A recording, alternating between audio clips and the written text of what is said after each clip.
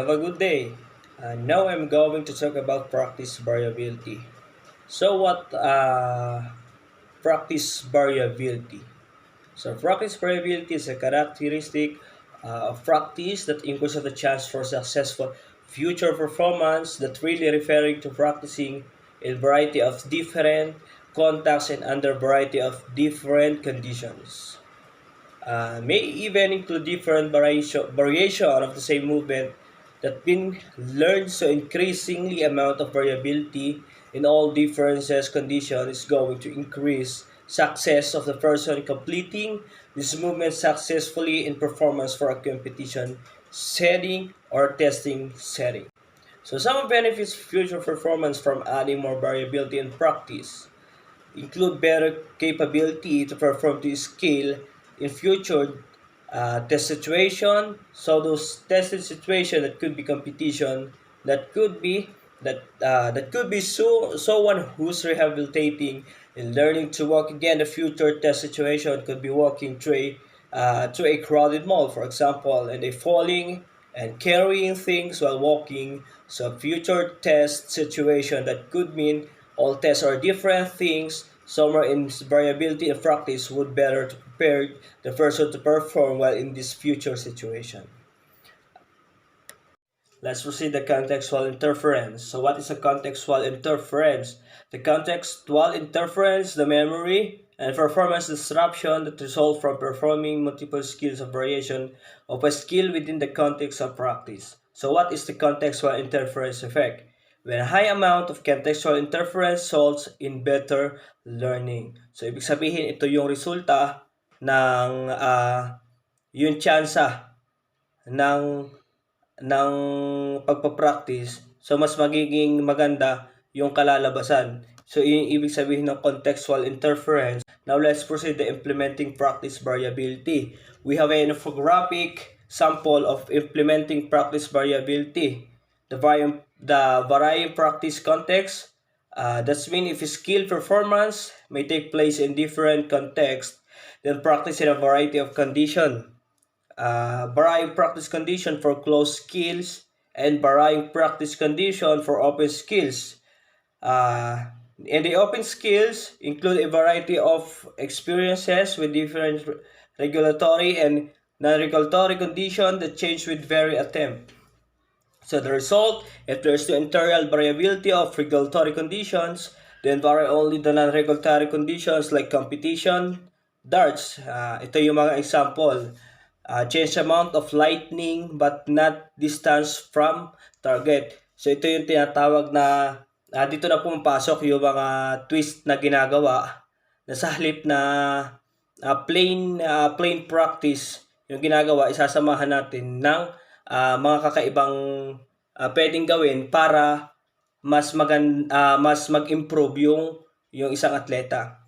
So the next is if there is interior variability of regulatory conditions that then vary both regulatory and non-regulatory conditions.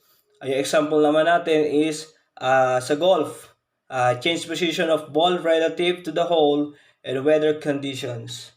So ibig sabihin kahit this is the example of unconditionally unconditioned practice variability na magiging normal na sa katawan ng isang tao. Iyon yung tinatawag na yung kanyang ability to enhance the variability of practice.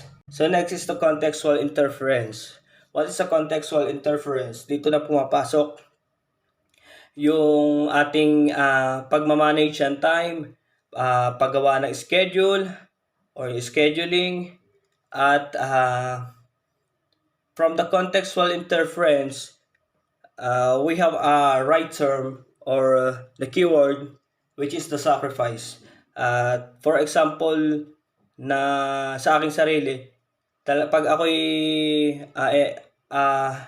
in every morning I wake up at 4:30 a.m. So napakalaking sakripisyo para sa akin. Nagigising ako ng 4:30 para mag-exercise dahil kasarapan pa ng tulog yon.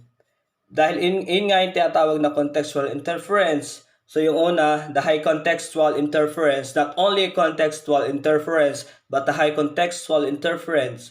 So high contextual interference is equals practice schedule that involves a random arrangement of trials, so all task variation are performed each practice session. So dapat dito pa lang maging handa ka na sa mga trials and error na mangyayari.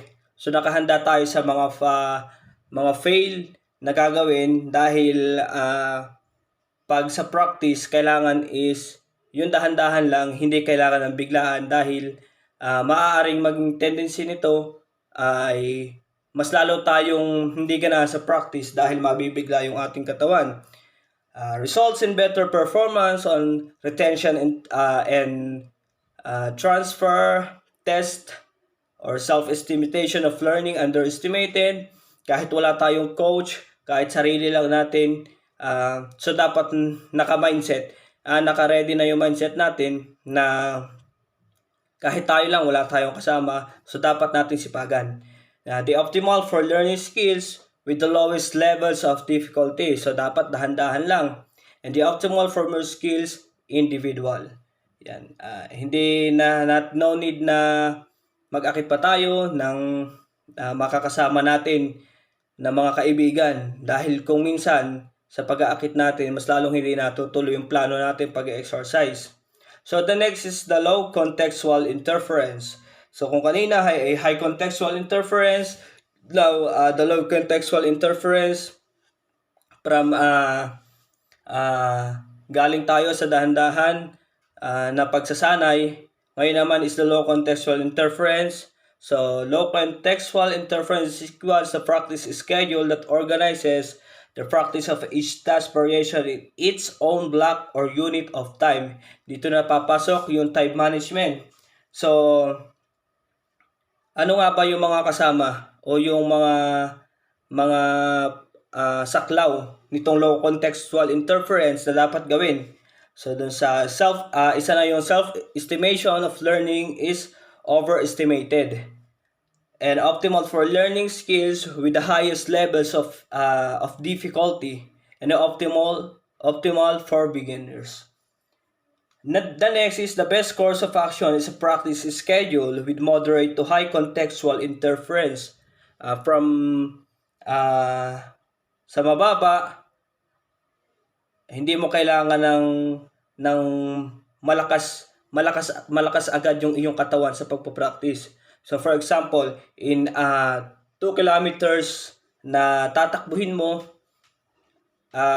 sa unang araw, kailangan makatatlo ka. So in the next day,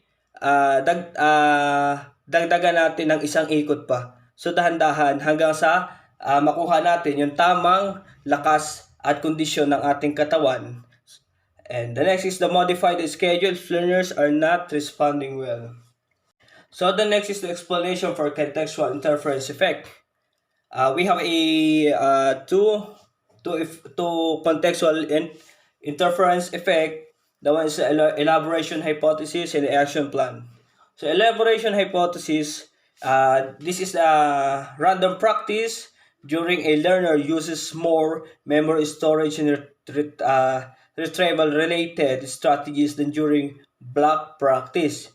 So the tendency is the learners retains many skill variation in working memory and can compare variations so that they become distinct from one another. So dito sa mai-elaborate na natin yung practice and variability natin na kung dati hindi natin kaya yung for example sa unang araw nakatatlo ka at pakiramdam mo yung katawan mo is nanghihina na. In the next day, na paulit-ulit natin ginagawa, yung practice, na hanggang sa nadadagdagan mo na pa isa-isa, doon mo mai-elaborate yung practice in variability. And the next is the action plan. So what is the action plan? Action plan reconstruction hypothesis. The interference requires a person to more actively reconstruct an action plan on the next practice trial for a particular skill variation. The action plan is forgotten between trials of a certain skill because of intervening trials of other skills. On a blank schedule, the learner can use the same action plan repeatedly without reconstructing it between trials. So, ito lang po yung mga information about the practice variability. That's all and thank you.